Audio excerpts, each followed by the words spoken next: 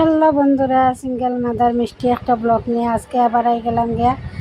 তো দেখো প্রচণ্ড গরম ফালাইছে। গরমের মধ্যে কিতা রান্তাম চিন্তা করিয়া ভাইয়ার না, বুঝছো বন্ধুরা।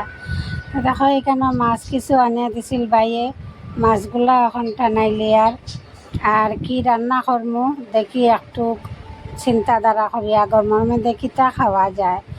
আর সব সময় বন্ধুরা মাছ মাংস এগুলা খাইতেও ভালো লাগে না, এগুলো না হইলে রান্নাও হয় না। আমরা করছি এখন এমন এক বিপদ, খারে কিতা দিতাম, খেয়ে কিতা দিয়া খাইতে ভালো ভাইব, ও চিন্তায়ও আমরা দিন যায়। তো দেখো আমার রান্না মোটামুটি হয়ে গেছে গিয়া, কমপ্লিট হয়ে গেছে গিয়া।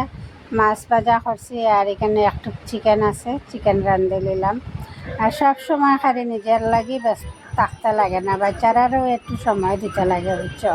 তো দেখো আমার মেয়েরাল সময় লাগে একটু সময় কাটাই নিলাম। টাটা বাই বাই বন্ধুরা, ভালো থাকো, সুস্থ থাকো।